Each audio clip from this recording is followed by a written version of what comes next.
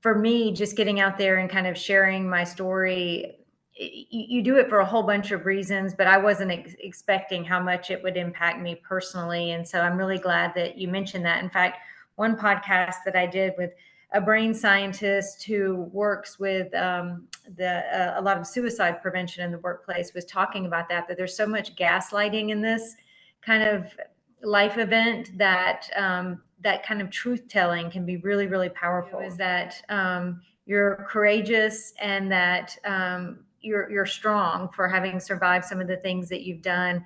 And I definitely am happy to be here and support you. And I know Deb and Vicki are as well. And you were coming in at a time that, as Vicki kind of mentioned, that our voices are starting to kind of band together. We figured out a lot over the last year, and it's been really exciting to kind of watch the changes in the media landscape. Because I know when I first went through this, and my story goes back several years, there just seemed like there was nothing out there, like absolutely no conversation, nothing in HR land, nothing online. And now we're really seeing that change, where a lot of really big name media sources are getting in there and talking about that. So it's a really exciting time. But I also think it's really good to just understand the universe of players, because as we contemplate sharing our story, whether it's, talking on a webinar like this, whether it's, speaking in a podcast, testifying, anything where you're starting to put something out there, we really want to be very thoughtful about everyone that could come across that message and how that's going to impact them. And essentially, it's really getting to know your audience, your primary audience, your secondary audience, and any other audiences that may be impacting you. Because in some cases, that may be something as simple as a reporter. But if you're talking to a reporter, you're also having to connect with their editor, and you're having to connect with the folks that their publication seeks to engage, while making sure that internally that you're not creating any issues. And part of the reason why I point that out is because I've actually received numerous phone calls from different reporters who actually weren't interested in doing a story, but were looking for help. And in a lot of cases, they were even looking for help specifically because of their editors. And media can actually be a pretty tough environment. One or two of you may actually be in media on this call, but I know in my experience and in my kind of advocacy work, I engage with them quite a bit. And so I think it's really good to kind of understand where they're coming from. Even if they've got a pretty healthy environment internally and they're really excited and open about getting that kind of message out there, there can still be some understandable fears about running with stories where they don't have all the facts. You may be a stranger to them. And so, they're trying to assess if you're credible. They're trying to assess if there's enough evidence to support this. They're trying to assess that if you talk about a big organization, that they won't be sued in the process. And so it's good to kind of get into their head and think about some of their worries and concerns with that too. Some of the other folks that you're going to want to consider as well is your own company. Are there any risks that you may be potentially taking? And we want to be very, very careful with that.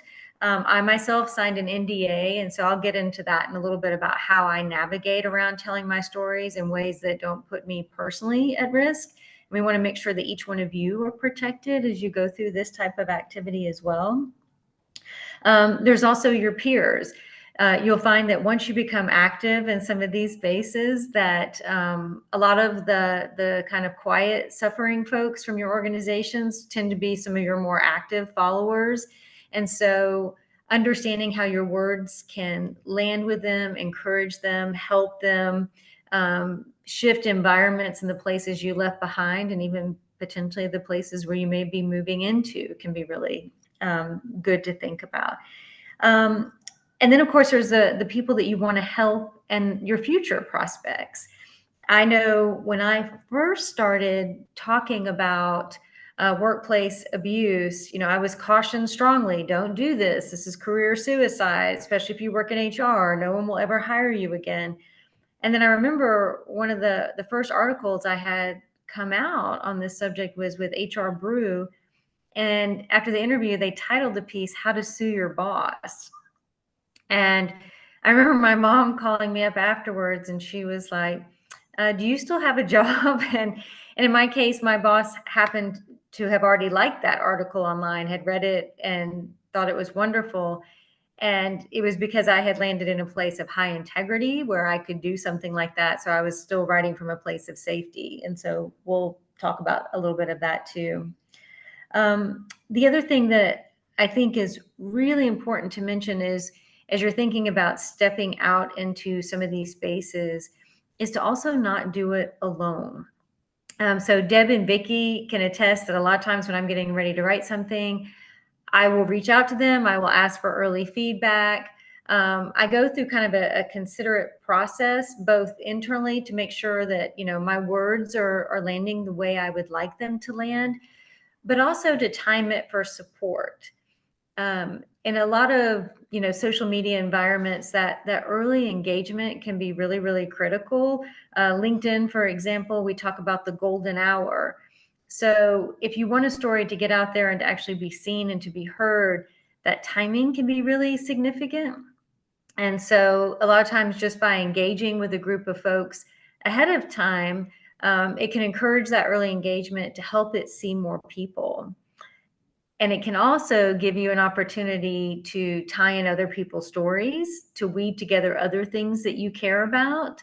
A lot of times when I'm publishing a story, I like to cite 3 sources. And so I'll think about folks in my universe that have something important to say, and I'll think about how can I quote them in my article.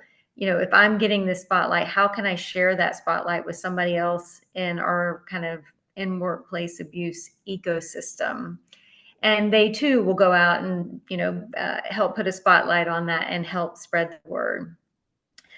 For those of you who are already pretty active within workplace abuse, Deb and Vicky have done such an incredible job of building out a pretty significant following, I think, across all the directors and independent pages and the main site that they've worked on for years.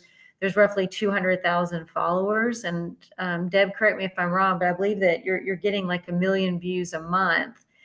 And so engaging with folks within that ecosystem can actually reach a pretty broad audience across a number of platforms. So just wanted to share out some of these kind of early considerations as you begin thinking about some of the things that you would like to communicate. One last point on there too, for those who are posting on social, whether you do a podcast, whether you do a news interview, no matter what you end up doing, there's a good chance you'll end up posting something on social media or even on these other websites. There's going to be the opportunity for comments. Most of mine are very encouraging, very supportive. Every once in a while, we're going to find folks that are not. Sometimes, maybe the direct bully that you're engaging with, it may be other people who are trying to protect them. And so being thoughtful about having that support system in place before you go out can be really, really powerful, so that you have individuals that can tag team, that can have your back, that you can have theirs, who can just do something as simple as, a real short call out that's coming from someone else. My favorite tactic that I use frequently on LinkedIn whenever someone kind of comes at me sideways, and part of the reason why I like LinkedIn is because their profile is directly tied to their employer. And so in a number of instances, if someone was being particularly ugly about this very sensitive topic, I would simply just reply back, tag their employer, and ask their employer if they were aware that this individual was representing them this way. And 100% of the time they delete the post. When I was thinking about how to share my story as it originally came out, I really had no idea where to start. I had no idea where the limits are. I had no idea if anybody would even be interested. And what I started working with was, some brief LinkedIn posts, but a lot of what really helped me pin down language faster than anything was podcasting. And part of the reason for that is because it's conversational. You have someone who's asking you questions. It's a really good thermometer on, is my story resonating with people? What are the types of things that different audiences are interested in hearing from me? It becomes kind of like a really nice testing ground. And podcasting has really exploded, across the country. There's so many of them. I'm sharing, one site here, which is just podcastguest.com. You can sign up for free, and it's got a pretty large following. But I think I know I ended up doing kind of a paid version of this. It was like $25 a month, and it'll let you put together a profile. And just by talking about workplace bullying, I mean, I think within my first few days, I had about 10 or 15 podcast requests that came in there. And what was really incredible was that it was such a wide spectrum. I learned hard lessons about vetting ahead of time when I should have, and I didn't.